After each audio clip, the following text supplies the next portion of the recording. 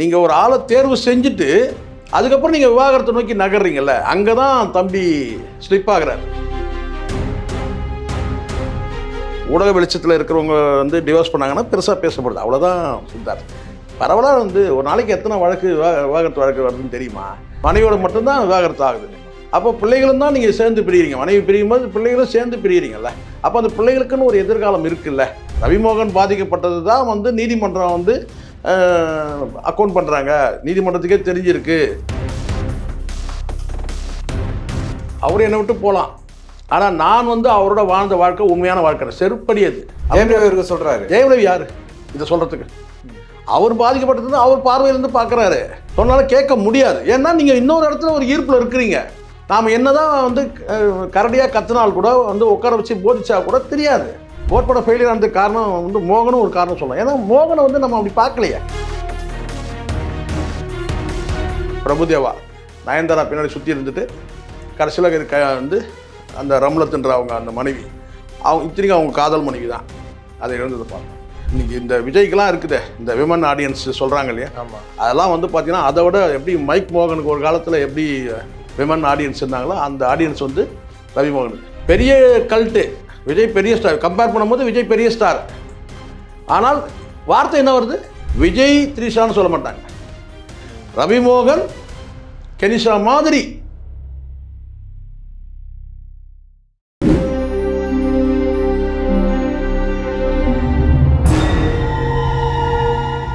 ஆடுகளம் cinema நேயர்களுக்கு வணக்கம். இன்று நம்மோடு நேர்காணல் பேசுவதற்காக பத்திரிகையாளர் திருமிகு சேகுர ஜெய்சங்கர் அவர்கள் நம்மோடு இருந்திருக்கிறார். வாருங்களோடு பேசலாம். சார் வணக்கம். சார் வணக்கம். சார், சினிமாவில் டிவோர்ஸ் கல்ச்சர் அதிகமாக வந்துட்டு இருக்கிறத நம்மளால் பார்க்க முடியல. அது வருத்தமான விஷயம் தானே? ரொம்ப வருத்தமான. அது இன்னும் சிரிச்சுக்கிட்டே சொல்கிறீங்களா? அது கேட்கட்டேன். வருத்தமான விஷயம் தானே அது. அப்படி ஏன்னா உங்களுக்கு அந்த மாதிரி சூழ்நிலை உங்களுக்கு இல்லை, ஏன்னா கல்யாணமே ஆகலை. கல்யாணம் ஆனால் தானே டிவோர்ஸ்னு ஒன்று இருக்குது. அதெல்லாம் சிரிச்சுக்கிட்டே கேட்குறீங்க போல இருக்குது. சரி ஓகே கேளுங்க. ஓகே. ஆனால் சினிமாவில் தானே அதிகமாக பார்க்க முடியுது. சினிமான்னு கிடையாது, வெளியிலே இருக்குது. சினிமாவில் வந்து ஒரு வெளிச்சத்தில் இருக்கிறதுனால சினிமாவில் வந்து பிரபலங்கள் ஆகும்போது அது பேசப்படுது, அவ்வளோதான். ஊடக வெளிச்சத்தில் இருக்கிறவங்க வந்து டிவோர்ஸ் பண்ணாங்கன்னா பெருசாக பேசப்படுது, அவ்வளோதான் சித்தார்த். பரவலாக வந்து ஒரு நாளைக்கு எத்தனை வழக்கு விவாகரத்து வழக்கு வருதுன்னு தெரியுமா? அதெல்லாம் பேசப்படுதா? இல்லை. சினிமாவில் வெளிச்சத்தில் இருக்காங்க, அதெல்லாம் பேசப்படுது, அவ்வளோதான். ஜெயம் ரவி அவர்கள் அதுக்கப்புறம் ஆர்த்தி அவங்க முன்னாடி பிரிஞ்சிருந்தாங்க. இப்போ சமீபத்தில் விஜய் சங்கீதாவுடைய பிரிவு, அதுக்கப்புறம் பார்த்தீங்கன்னா ஹன்சிகா மோத்வானி அவங்களுடைய காதல் கணவருடைய பிரிவு. கல்யாண விஷயத்துக்கு வரும்போது ஜெயம் ரவி அவர்கள் கெனிஷா அவர்கள் ரெண்டு பேரும் வந்து ஒரே ட்ரெஸ்ல வராங்க. அதுக்கப்புறம் விஜய் அவர்கள் த்ரிஷா அவர்கள் அவங்க ரெண்டு பேருமே ஒரே ட்ரெஸ்ல வராங்க. இது வந்து அப்படியே ஒரு விமர்சனமாக்கி ஒரு பேசு பொருளாக்கி அதை ஒரு விவாதமாக்கி ரொம்ப ஒரு விவாதமா ஏற்படுத்திட்டாங்க. ஆனா இதுக்கப்புறம் ஜெயம் ரவி அவர்கள் வந்து ஒரு ரிப்ளை கொடுக்குறாரு. நீங்க விமர்சிக்கிறீங்க எல்லாம் ஓகே, ஆனா எல்லா நேரமும் பெண்கள் மட்டும்தான் சரியா இருப்பாங்க அப்படின்லாம் சொல்ல முடியாது. நீதிமன்றத்துக்கே தெரியும் ஆண்கள் தான் பெருசா இன்னைக்கு பாதிக்கப்படுறாங்க அப்படின்னு. உங்களுடைய கருத்துக்கள்லாம் நீங்களே வச்சுக்கோங்க, என்னைய வந்துட்டு என் வாழ்க்கையை என் வழியை பார்த்து போக விடுங்க அப்படின்னு சொல்லியிருக்கிறாரு. எப்படி பாக்குறீங்க? இது உண்மையிலேயே வந்து தம்பி மேலே நமக்கு ரொம்ப மரியாதை இருக்குது. யார்? ரவிமோகன் வந்து எனக்கு கேட்டால் வந்து இந்த நிமிடம் கூட நான் வந்து விட்டு கொடுக்க மாட்டேன். ஏன்னா இப்போ இல்லை, நான் ஆரம்பத்துலேருந்தே சொல்கிறேன், எனக்கு வந்து பெரிய ஒரு கோபம்லாம் கிடையாது. சரிங்களா? நம்ம கோபப்படுறதுக்கு யார்? அது வேறு விஷயம். சரிங்களா? நம்ம யார் கோபப்படுறதுக்கு? அவருடைய வாழ்க்கை அவர் தீர்மானிக்கிறார் தான், நான் இல்லைன்னு சொல்ல. அதே சமயத்தில் என்னென்னா இந்த கருத்தில் வந்து இப்போ நீங்கள் கேட்குற இந்த விஷயம் எனக்கு அது என்னன்னு தெரியல. ஒரே மாதிரி ட்ரெஸ்ஸில் வராங்கன்றீங்கல்ல, ஒரு யூனிஃபார்மாக அப்படிங்கிற மாதிரி கேள்வி போகுது. அது வரக்கூடிய கணவன் மனைவி வந்தால் பிரச்சனை கிடையாது. டிவோர்ஸ் ஆகிட்டு முறையாக டிவோர்ஸ் ஆகிட்டு அதுக்கப்புறம் வேறு ஒரு திருமணம் பண்ணிக்கிறதுக்கு அவங்க உரிமை இருக்குது. சரியா? அப்போது டிவோர்ஸ் ஆகும்போது முதல்ல பார்க்க வேண்டியது என்னென்னு கேட்டிங்கன்னா, மனைவி மட்டுமே வந்து நீங்கள் பிரியலை, மனைவியோடு சேர்ந்து வாழக்கூடிய வாழ்க்கையில் இருக்கிற பிள்ளைகளோடு தான் சேர்ந்து பிரியிறீங்க.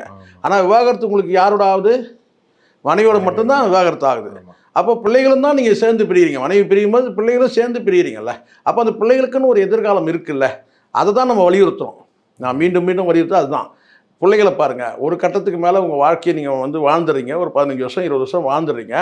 அப்புறம் பிரிவுன்னு வரும்போது பார்த்தீங்கன்னா அந்த பிள்ளைகள் வளரக்கூடிய வந்து அந்த நேரத்தில் வந்து ஆதரவு இல்லாத பிள்ளைகளாகவும் ஆயிடுறாங்க. சில குடும்பங்களில் வந்து தாத்தா பாட்டின்ற அந்த இதில் என்ன தான் தாத்தா பாட்டி வந்து அப்பா கொடுக்குற அந்த அந்த அன்பையும் பாசத்தையும் கொடுக்க முடியாது. கொடுக்கலாம், அது வேற வகையான பாசம். இன்னைக்கு அப்பாவும் அம்மாவும் ஒரே இடத்துல இருந்து அன்பு கொடுக்கறதுனா ரேருங்கிற மாதிரி ஆகுது. அதுதான் இப்போ டிவோர்ஸ்னு வரும்போது பாதிக்கப்படுறது வந்து வெறும் நீங்கள் இப்போ கூட நான் தம்பி ரவிமோகன் சொல்கிறதுல வந்து பார்த்தீங்கன்னா, நான் பாதிக்கப்பட்டேன், அதாவது தான் பாதிக்கப்பட்டதாக சொல்கிறார். ரவிமோகன் பாதிக்கப்பட்டது தான் வந்து நீதிமன்றம் வந்து அக்கௌண்ட் பண்ணுறாங்க, நீதிமன்றத்துக்கே தெரிஞ்சிருக்கு அப்படின்றது போகிற போக்கில் ஒரே ஒரு அவருக்கு ஏற்பட்ட ஒரு அனுபவத்தை வச்சு சொல்லிட முடியாது. இன்றைக்கி நாடு முழுவதும் இருக்கிற விவாகரத்து வழக்கு எடுத்தீங்கன்னா விக்டிம் மார்க்கெட்னா பெண்கள், நோ டவுட், நோ டவுட். பெண்கள் தான் காமிக்கப்பட்டு பல பேர் விக்டிமா காமிக்கப்பட்டு பல பெண்கள் வந்து மாட்டிருக்கிறாங்க. அதுவும் இருக்குது இல்ல. என்ன சொல்ல வரேன்னா, இங்க எது அதிகம் கம்மின்றதுல பார்க்க போனா அவர் சொல்றது கேட்டனா ஆண்கள் தான் அதிகமா பாதிக்கப்பட்டிருக்காங்க அப்படின்னு யார் சொல்றது? ஜெயம் ரவி சொல்றாரு. ஜெயம் ரவி யாரு இதை சொல்றதுக்கு? அவர் பாதிக்கப்பட்டது அவர் பார்வையிலிருந்து பார்க்குறாரு. நீங்கள் நாடு முழுவதும் நீங்கள் எடுத்துங்க, நாடு முழுவதும் இருக்கிற ஒவ்வொரு நீதிமன்றத்திலையும் விவாகரத்து வழக்கு நீங்கள் எடுத்துக்கிட்டீங்கன்னா நீதிமன்றத்தில் இதுதான் இங்கே பார்க்கணும். நீங்கள் ஒரு நடிகனாக இருந்து ஒரு விவாகரத்து வழக்கில் நீங்கள் பாதிக்கப்பட்ட ஒரு நபராக கூட நீங்கள் இருக்கலாம், அது உங்கள் பார்வை, நீங்கள் தான் அது யாரும் நம்ம உள்ளே போய் ஜட்ஜ்மெண்ட் பண்ண முடியாது. ரவிமோகன் வந்து பாதிக்கப்பட்டாரா அல்லது வந்து ஆர்த்தி பாதிக்கப்பட்டாங்கன்னு சொல்லணும். ஆனால் பிள்ளைகள் பாதிக்கப்படுறாங்கன்றது 100% உண்மை. அதை கடந்து நான் என்ன சொல்கிறேன்னா, நீங்கள் பாதிக்கப்பட்டதாவே நீங்கள் இருங்க. ஆனால் ஒரு மன வாழ்க்கை முடிந்த பிறகு ஒரு சட்டப்பூர்வமாக நீங்கள் சட்டத்தை நீங்கள் உண்மையிலேயே மதிக்கிற மாதிரி இருந்தால், சட்டம் வந்து உங்களுக்கு ஆதரவாக இருந்தால் நீங்கள் வந்து நீதிமன்றத்தில் வந்து விவாகரத்து பண்ணிவிட்டு அதுக்கப்புறம் நீங்கள் அடுத்த வாழ்க்கையை தேர்வு செய்யணும். அதுதான் சரியானது, அதுதான் நியாயமானது கூட. ஆனால் நீங்கள் ஒரு ஆளை தேர்வு செஞ்சுட்டு அதுக்கப்புறம் நீங்கள் விவாகரத்தை நோக்கி நகர்றீங்கல்ல, அங்கே தான் தம்பி ஸ்லிப் ஆகிறார். நான் சொல்கிறது உங்களுக்கு தெளிவாக புரியும்னு நினைக்கிறேன். நியாயமான பார்வைக்கு வந்துடணும். நீங்கள் உடனே போய் ரவிமோகன் பக்கத்தில் உட்காந்துக்கூடாது, உடனே நான் இந்த பக்கம் போயிட்டு வந்து பார்த்தீங்கன்னா ஆர்த்தி பக்கத்தில் உட்காந்துக்கூடாது. ஒரு நியாய பார்வையில் பாருங்கள். நீங்கள் விவாகரத்து பண்ணணும்னு நீங்கள் முடிவு பண்ணுறீங்க. அந்த முடிவு பண்ணும்போது நீங்கள் ஆல்ரெடி அடுத்த வாழ்க்கை நீங்கள் ஆளை தேர்வு செஞ்சுறீங்க. அது யார் வேணா இருக்கட்டும் சார், கெனிஷாவாக இருக்கட்டும், யாருனா இருக்கட்டும். இன்னும் கூட நான் சொல்கிறேன், விஜய் கூட எடுத்துங்க, ஏன் நம்ம ரவிமோகன் மட்டுமே பேசணும், விஜய் கூட எடுத்துங்க. நீங்கள் விவாகரத்து பண்ணணும், ஒரு மனைவியை ஒதுக்கி வைக்கணும், ஒரு மனைவியை புறந்தள்ளணும், இல்லை அந்த மனைவிக்கிட்டேருந்து விலகணும் அப்படின்னு நீங்கள் நினைக்கும் போது ஒரு ஆளை தேர்வு பண்ணுறீங்கல்ல, அது கூடாதுன்றேன். காரணம் என்ன கேட்டால், நீங்கள் விவாகரத்தை இன்றைக்கி நோக்கி நகர்ந்தால் கூட பார்த்தீங்கன்னா உங்களுக்கு அடுத்த கடமைகள் இருக்குல்ல, நல்லா புரிஞ்சுக்கிட்டு. நீங்கள் பிள்ளைகள் இருக்கிறாங்கல்ல, அந்த பிள்ளைகள் உங்களுக்கு தானே, உங்களுக்கு பிறந்த பிள்ளைகள் தானே. அப்போ அந்த பிள்ளைகளுக்கு வந்து பார்த்தீங்கன்னா அம்மா இருக்கிறாங்க, அப்பா இல்லை. அப்போ இந்த சூழ்நிலையில் ஒரு சிலருக்கு அப்பா இருக்காங்க ஆனால் அம்மா இல்லை. எப்படி வேணா இருக்கட்டும்பா, ரெண்டுமே உண்டு. மனைவி பிரிஞ்சு போயிட்டாங்கன்னா கணவன் இருப்பான், பிள்ளைகளை எப்படி வளர்க்க முடியாத தாய்ப்பாசலாக தான் பிள்ளைகள் வளரும். இன்னொரு பக்கம் வந்து பார்த்தீங்கன்னா அம்மா இருப்பாங்க, அப்பா இல்லைனா தந்தையோட வழிகாட்டுதல். வருங்காலத்தில் அவங்களுக்கே ஒரு ரிலேஷன்ஷிப் வருதுன்னா அது மேலே அவங்களுக்கு ஒரு நம்பிக்கை இல்லாமல் போயிடும். இப்போ சொன்னீங்களா, இதுதான் கரெக்ட். இப்போ தான் நீங்கள் யோசிக்க ஆரம்பிச்சிருக்கீங்க. ரவிமோகன் மாதிரி யோசிக்காமல் கரெக்டாக யோசிங்க. இங்கே ரவிமோகனுக்கு நம்ம வந்து விரோதமாக வந்து ஒரு கருத்தை சொல்லலாம், நிச்சயமா இல்லை. நீங்கள் போகிற போக்கில் விட்டியத்தியாக சொல்கிறீங்க, சொல்கிறத நீங்கள் சொல்லிக்கோங்க. எது என் வழியில் நான் செல்கிறேன்றது, திரும்பி செல்கிறேன்றது நீங்கள் தாராளமாக, அது எல்லாருக்கும் உண்டு தான். உங்கள் வழியில் யாரும் குறுக்கிட போகிறதில்ல. தலையில் இதான் எழுதியிருந்தால் ஒன்றும் செய்ய முடியாது. ஆனால் நம்மக்கிட்ட இருக்கிற வாழ்க்கையை வந்து தொலைச்சிட்டு புதுசாக ஒரு வாழ்க்கை வந்து நீங்கள் அதை நம்பி போகிறீங்க தெரியுமா, அந்த வாழ்க்கையும் வந்து ஃபெயிலியர் ஆகும்போது உணர்வீங்க, நம்ம இதுக்கு முன்னாடி ஓரளவுக்கு இந்த மாதிரி இல்லை, நல்ல வாழ்க்கையில் தான் நம்ம இருந்தோம், அந்த வாழ்க்கையை தொலைச்சிட்டுமே அப்படின்றத அப்போ தான் நினைப்பீங்க. புதுசாக ஒரு வாய்ப்பும் ஒரு வாழ்க்கையும் வருதுன்னா அது உங்களுக்கு ரொம்ப பெட்டராக தோணும். ஆனால் அங்கே ஆமாம், அங்கேயும் ஃபெயிலியர் ஆகும்போது தான் அப்போ முந்தைய வாழ்க்கை வந்து அந்த மாதிரி ரிவர்ஸ் ஆனவங்க எவ்வளோ பேர் இருக்கிறாங்க. அது வாழ்க்கையில் அனுபவம் வரும்போது இதே ரவிமோகனுக்கு அப்போ வேறு லெவலில் அந்த ரவிமோகன் நம்ம பார்ப்போம். ஏன்னா அன்றைக்கி இந்த ஜெயம் ரவியும் இருக்க மாட்டார், ரவிமோகனும் இருக்க மாட்டார், ரவின்ற ஒரு மனுஷன் மட்டும்தான் இருப்பார். அப்போ அவர் கிடைக்கிற அந்த அனுபவம் வேறு. அது இப்போ சொன்னாலும் புரியாது, சொன்னாலும் கேட்க முடியாது. ஏன்னா நீங்கள் இன்னொரு இடத்துல ஒரு ஈர்ப்பில் இருக்கிறீங்க. நாம் என்ன தான் வந்து கரடியாக கத்தினால் கூட வந்து உட்கார வச்சு போதிச்சா கூட தெரியாது. நான் என்ன சொல்றேன்னா, கணவன் மனைவிக்குள்ள சொல்லாமே இன்னைக்கு பிரிகிறாங்க அப்படின்னா தனியாக பிரிகிறது இல்லை, அந்த தனிமை அவங்க உணர்றது இல்லை. அந்த தனிமை வழியை வந்து மறக்கடிக்கிறதுக்காண்டி ஒரு பேக்கப் ஆப்ஷன் ஒன்று வச்சு, பேக்கப் ஆப்ஷன் கிடையாது, அந்த பேக்கப் ஆப்ஷனை முதல் ரெடி பண்ணிக்கிறாங்க. இந்த இடத்துல வந்து ரவிமோகன் வந்து மனைவியோட கருத்து வேற்றுமை, என்னால் இனிமேல் இவங்களோட வாழ முடியாதுங்க, நீங்கள் ஒரு வாழ்க்கைக்கு நீங்கள் வந்துடுறீங்க, அந்த தனி வாழ்க்கைக்கு வந்து டிவோர்ஸ் பண்ணிக்கிறீங்க, உங்களுக்கு இன்னொரு வாழ்க்கை துணையை நீங்கள் தேடுறீங்க, நீங்கள் அதோட நீங்கள் அரேஞ்ச் பண்ணிட்டீங்கன்னா குட். நான் பெரும்பாலும் பார்த்துருக்குறேன் சித்தார்த், அது குறிப்பிட்டு நான் சொல்லணும்னா சொல்லிகிட்டே போகலாம். இந்த டிவோர்ஸ்ன்றதே வந்து பார்த்தீங்கன்னா இந்த பிரபுதேவா நயன்தாரா பின்னாடி சுற்றி இருந்துட்டு கடைசியில் வந்து அந்த ரம்லத்துன்ற அவங்க அந்த மனைவி அவங்க இத்தனைக்கும் அவங்க காதல் மனைவி தான் அதை எழுந்ததை பார்த்தோம்.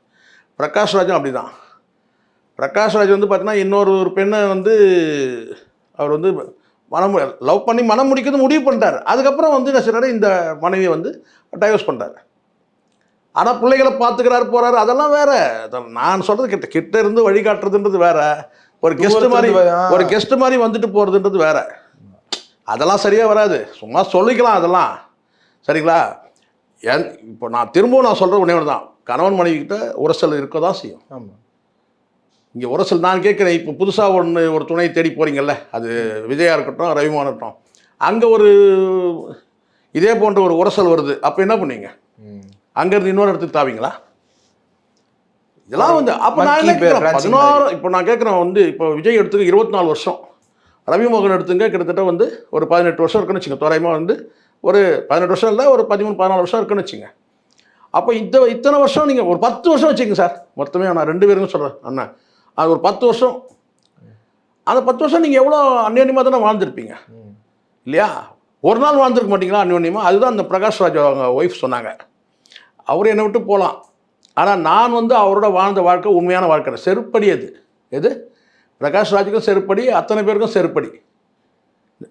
நீங்கள் வேணால் விட்டுட்டு போகலாம், நான் வாழ்ந்த வாழ்க்கை உண்மையானது அப்படின்னு அந்த அம்மா ஒரு நேர்காணல் சொல்லியிருப்பாங்க. அப்போ அந்த அம்மா மேலே எவ்வளோ மரியாதை போகுது. இப்போ நீங்கள் போயிட்டீங்க, இப்போ ஆர்த்தி நினச்சா இன்னொரு கல்யாணம் பண்ணிக்க முடியாதா? இல்லை கேட்டால் அவங்க பண்ணி வைக்க மாட்டாங்களா? அவங்க வீட்டில் இருக்காங்க, அம்மா அப்பா செய்ய மாட்டாங்களா? ஒரு துணை எனக்கு வேணும்னு சொல்லிட்டு ஏன் வந்து போராடுறாங்க? ஏதோ மாதம்பட்டி ரங்கராஜோட மனைவி போராடினாங்க, போராடி மீட்டுட்டாங்கன்னு வச்சுங்க. இல்லை சொல்கிறேன் நான், இதெல்லாம் வந்து ஒருத்தர் சொல்கிறாங்கன்னா ஒரு என்டர்டெயின்மெண்ட்டுக்காக பேச போகிறதில்ல. இப்போ நானே பேசுனா தம்பி ரவிமோகன் வந்து பார்த்தீங்கன்னா உண்மையிலே நல்ல பிள்ளை, அருமையான வந்து நல்ல ஒரு குடும்பத்தில் பிறந்த பிள்ளை, நல்ல தாய்க்கு பிறந்த பிள்ளை. உண்மையிலே வந்து இன்றைக்கி இந்த விஜய்க்கெலாம் இருக்குது இந்த விமன் ஆடியன்ஸ் சொல்கிறாங்க இல்லையா, அதெல்லாம் வந்து பார்த்திங்கன்னா அதை விட எப்படி மைக் மோகனுக்கு ஒரு காலத்தில் எப்படி விமன் ஆடியன்ஸ் இருந்தாங்களோ அந்த ஆடியன்ஸ் வந்து ரவிமோகனுக்கு. இப்போ நீங்கள் அதையும் விட்டுட்டு பெரிய சூப்பர் ஃபில்ம்னு சொல்லிட்டு அதை போய் வில்லனாக நடிக்க போய் அங்கே போயிட்டு அதில் வந்து கெனிஷா ஒரு ஆள் பாராட்டுறதுல அது பெரிய விஷயம் கிடையாது. நாங்கள் பாராட்டணும். கெனிஷா வந்து உங்களுடைய அன்புக்குரியவங்க, அவங்க வந்து இல்லை நீங்கள் அவங்களுடைய அன்புக்குரியவங்க, இல்லை நம்ம ஏதாவது தப்பாக சொல்லணும்னா ஆதாயத்துக்குரியவங்க கூட நம்ம சொல்ல முடியும். ஸோ உங்களை ஆதாயப்படுத்துறதுக்காக கூட சில வார்த்தைகள் சொல்லலாம், யார் வேணால் சொல்லலாம், கெனிஷான்னு சொல்லலாம், யார் வேணால் சொல்லலாம். ஆனால் நாங்கள் போய் அப்படி கிடையாதுல்ல. ரவிமோகனும் நமக்கு என்ன ஆதாயம் கிடையாது. ரவிமோகன் மீது நம்ம ஏன் அன்பு வைக்கணும்? அது கிடையாது. அப்போது அன்பும் ஆதாயம் இல்லாத ஒரு நபர் ரவிமோகனை வந்து ரசிக்கக்கூடிய ஒரு ரசிகர், ஒரு ரசிகை, அவங்க டிசைட் பண்ணுறாங்க ரவிமோகன் வந்து ஹீரோ நடித்தா தான் நல்லாயிருக்கும். ஒரு நடிகராக வந்து நான் ஓகே, நான் இல்லைன்னு சொல்ல, வில்லன் கேரக்டர் அந்த கொடுக்கப்பட்ட கேரக்டரில் ஒரு நடிச்சிட்டிங்க. ஆனால் உங்களுக்கான பேஸ் இருக்குல்ல, அந்த ரசிகைகள், உங்களுக்கான ரசிகைகள், அவங்கள நீங்கள் இழக்கிறீங்கல்ல. ஒரு படத்தில் நீங்கள் வில்லனாக நடிக்கிறதுனால ஒன்றும் கிடையாது. இது மாதிரி கடந்த காலத்தில் நிறைய பார்த்துருக்கோம். இன்றைக்கும் கூட பார்த்தீங்கன்னா மோகன் வந்து இல்லை மைக் மோகனை கோட் படத்தில் கூட நீங்கள் பார்த்துருப்பீங்க. வில்லனா ஒர்க் அவுட் ஆகலையே. கோட் படம் ஃபெயிலியர் ஆனதுக்கு காரணம் வந்து மோகனும் ஒரு காரணம் சொல்லலாம். ஏன்னா மோகனை வந்து நம்ம அப்படி பார்க்கலையே. மோகன் வந்து ஒரு என்ன சொன்ன ஒரு கனவு நாயகன் இல்லையா நடிகைகள். கண்டிப்பாக அப்படி இருக்கும்போது அது வந்து ஒர்க் அவுட் ஆகலை. அதே மாதிரி நீங்கள் வந்து கெனிஷா வந்து பாராட்டலாம், நீங்கள் வில்லனாக நடிச்சிருக்கீங்கன்னு சொல்லிட்டு நான் கூட சொல்கிறேன். ஆமாம், நடிகனாக நீங்கள் நடிச்சிருங்க. ஆனால் ரசிகைகள் என்ன முடிவு பண்ணுறாங்க, ரசிகர்கள் என்ன முடிவு பண்ணுறாங்க, ரவிமோகன் அவங்க பார்க்குற அந்த பார்வை வேற இல்லை. ஸோ அதனால் படத்துலேயும் உங்களுக்கு வந்து பார்த்திங்கன்னா பெரிய அளவில் வந்து சக்ஸஸ் ஆகலை. என்ன வரக்கூடிய செய்திகள்லாம் தாறுமாறாக தான் வருது. நம்ம அதை வந்து இந்த காதில் வாங்கி இந்த காதில் விட்டுறோம். நமக்கு அந்த நோக்கம் நமக்கு அது கிடையாது. இப்போ ரவிமோகனை காயப்படுத்துறது நமக்கு நோக்கம் கிடையாது. ஆனால் வருது, செய்திகள் நிறைய வருது தான். சார் அவருக்கு இவ்வளோ கடன் ஆகிடுச்சு சார், அவ்வளோ கடன் ஆகிடுச்சு சார், அதாகிட்டார், இதாகிட்டார், இப்படி ஆகிட்டார், அப்படி ஆகிட்டார், நிறைய வருது. நம்ம அதெல்லாம் பேசுறது கிடையாது, சொல்கிறீங்களா? ஆனால் இந்த இடத்துல கூட பாருங்கள், இவர் போட்டுன்னு போன ட்ரெஸ்ஸு வேறு, யார் ரவிமோகனும் கெனிஷாவும் போட்டுன்னு போன அந்த கலர் வேறு, இவன் போட்டுன்னு போன கலரு வேறு, யார் விஜய் போட்டு போன கலரு, அந்த த்ரிஷா போட்டு போனது. ஆனால் ஒரே மாதிரி வந்தாங்க. அப்போ பாருங்கள் எவ்வளோ கூர்ந்து கிடைக்கும். பெரிய கல்ட்டு விஜய் பெரிய ஸ்டார், கம்பேர் பண்ணும்போது விஜய் பெரிய ஸ்டார். ஆனால் வார்த்தை என்ன வருது? ரவிமோகன் கெனிஷா மாதிரி. அப்போ நீங்கள் பாருங்கள் எந்த மாதிரியான வந்து ஒரு முன்னுதாரணம் ஆகிட்டுன்னு. அது வேற இது வேற வேற சார், ட்ரெஸ்ஸும் வேற சார், ட்ரெஸ்ஸும் வேறு. ஆனால் வழக்கு என்னமோ ஒரே மாதிரி தான். ஆர்த்தியும் வந்து வழக்கு, இவர் வழக்கு போட்டிருக்காரு, ஆர்த்தி அதுக்கு பதில் மனு. இதில் சங்கீதா வந்து வழக்கு, விஜய் பதில் மனு போடணும், அவ்வளோதான். ஆனால் விவாகரத்து வழக்கு. ட்ரெஸ்ஸு வந்து பார்த்தீங்கன்னா இது வேறு கலரு, அது வேறு கலர் தான். ஆனாலும் வார்த்தை என்ன வருதுன்னு கேட்டிங்கன்னா, ரவிமோகன் கெனிஷா மாதிரி ட்ரெஸ்ஸை போட்டு வந்தாங்க. இப்போ நாளைக்கு இன்னொரு ஜோடி போகிறாங்க சார். இது நாளைக்கு இன்னொரு ஜோடி போகிறாங்க, இதே மாதிரி போகிறாங்கன்னு வச்சுங்களேன். ரவிமோகன் கெனிஷா மாதிரி வந்தாங்க, விஜய் மாதிரி சொல்ல போகிறாங்க, சொல்ல மாட்டாங்க. அப்போ என்ன சொல்லுவாங்க?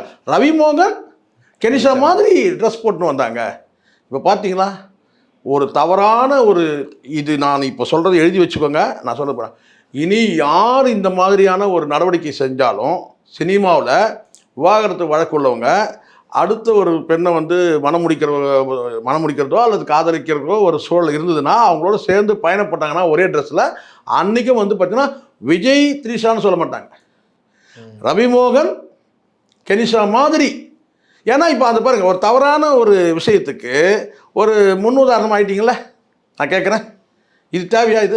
இது காலங்காலமாக பேசுகிறோம். இது முதல்ல என்னமோ இவங்க தான் கண்டுபிடிச்ச மாதிரி அந்த ட்ரெஸ்ஸை. இப்போ புரியுதுங்களா? நான் சொல்கிறேன், நீங்கள் ஒரு விவாகரத்து வழக்கு நீங்கள் தொடுக்கிறீங்க, அந்த வழக்கு முடிகிற வரைக்கும் காத்திருங்க, கொஞ்சம் வெயிட் பண்ணுங்கள். சொல்லுவாங்கள்ல, ஆக்க பொறுத்தவன் ஆளை பொறுக்கணும்னு சொல்லிட்டு கொஞ்சம் பொறுமையாக இருங்க. அந்த வழக்கு முடிஞ்ச பிறகு நீதிமன்றம், நீங்கள் சொல்கிறீங்கல்ல, நீதிமன்றமே தெரிஞ்சிருக்கு ஆண்கள் தான் பாதிக்கப்படுறாங்க, இது ஆணா பெண்ணா போட்டி போடுற விஷயம் கிடையாது, இது வாழ்க்கை, சரிங்களா? இது அதிகமாக இருக்குது, ஸ்கேல் வச்சாலும் அளக்க முடியாது.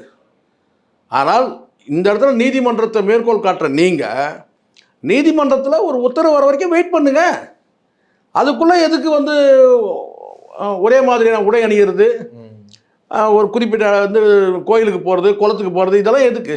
அப்போ நீதிமன்றத்தை நீங்கள் மதிக்கிறதா இருந்தால் இந்த செய்யக்கூடாது. இப்போ பாருங்கள், பெரிய நடிகர் விஜய், அவரை தான் நீங்கள் சில விஷயத்துக்கு ஃபாலோ பண்ணணும் என்ன. ஏன்னா ஒரு பெரிய உங்களோட சீனியரு, கல்ட்டு எல்லாம். அப்போ இன்னைக்கு வந்து உங்களை ஃபாலோ பண்ணிட்டார் அவர். யார்? விஜய் த்ரிஷாவும் உங்களை ஃபாலோ பண்ணிட்டாரு.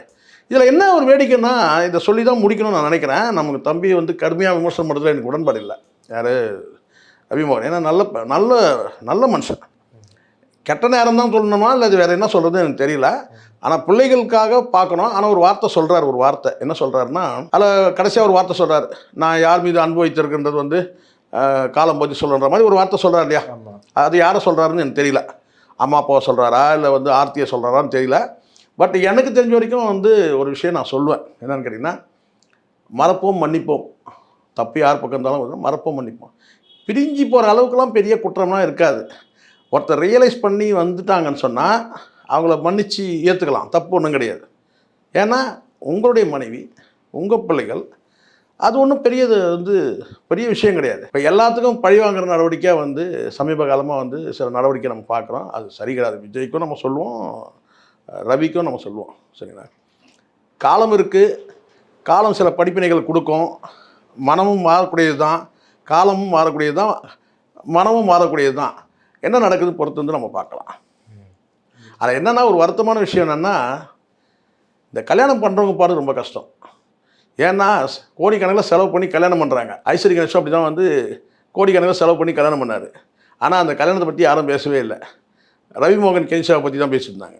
அதே மாதிரி வந்து கல்பாத்தி வந்து குடும்ப மேரேஜும் அப்படி தான் வந்து பெரிய அளவில் கோடிக்கணக்கில் செலவு பண்ணாங்க. ஆனால் அந்த திருமணத்தை பற்றி பேசாமல் அங்கே வந்து ஒரு விவாகரத்தை பற்றி பேசுவாங்க. இதுவே ஒரு அமங்கலம் தான் என்னை கேட்டால். அந்த சொல்லுவாங்க இல்லையா, சென்டிமெண்ட்டில் எனக்கு நம்பிக்கை இல்லை. பட் இருந்தாலும் ஒரு கல்யாணத்தில் வந்து ஒரு விவாகரத்து வந்து பெருசாக பேசப்படுறதுன்றது வந்து அவ்வளோ நாகரிகம் கிடையாது. முதல்ல அதை புரிஞ்சுக்கணும். முதல்ல ஒரு கல்யாணத்தில் வந்து ஒரு சுப நிகழ்ச்சியில் வந்து விவாகரத்து பற்றி பெருசாக விவாதிக்கப்படுதுன்னு சொன்னால் அதுவே வந்து பார்த்திங்கன்னா அது அமங்கலம் தான், சுமங்கலம் கிடையாது. அது ரெண்டு விஷயத்தில் நான் பார்க்குறேன். இனியாவது இது மாதிரி நடக்காமல் இருக்கணும். நீங்கள் கல்யாணத்துக்கு போகிறீங்கன்னு சொன்னால், அதுவும் குறிப்பாக விவாகரத்து வந்து சர்ச்சையில் இருக்கக்கூடிய நபர்கள் போகும்போது தயவு செஞ்சு தனியாக போங்க. அப்படியே நீங்கள் உங்களை ஜோடி இருந்தாங்கன்னா கூட பார்த்தீங்கன்னா தனி காரில் வர சொல்லுங்கள், தனி நேரத்தில் வர சொல்லுங்கள். நீங்கள் திரும்பி போகும்போது அவங்கள வர சொல்லுங்கள், இல்லை அவங்க போகும்போது நீங்கள் வாங்க, அப்படி பண்ணுங்க. ஏன்னா வராதீங்க. கல்யாணம் பண்ணுற இழிச்சவாயன் ஆயிடுறான்ல, இது கல்யாணம் பண்ணக்கூடியவனுங்க இழிச்சவாயன் ஆயிடுறானுங்க இந்த விஷயத்தில். அது மன உளைச்சலும் ஆகிடும். அவங்க எப்படி இருந்தாலும் ஒரு சென்டிமெண்ட்டாக பார்த்தீங்கன்னா ஒரு மன உளைச்சல் தான். என்னங்க ஒரு திருமண நிகழ்ச்சியில் வந்து விவாகரத்தை பற்றி உலகமே பேசிட்டு இருக்குது, ஊரே பேசிட்டு இருக்கும்போது அது வந்து அவங்களுக்கு ஒரு வருத்தம் தானே வரும். உங்களுடைய நேரத்தை ஒதுக்கி எங்களோட கதிர பந்தமிக்கு நன்றி சார். நன்றி சார்.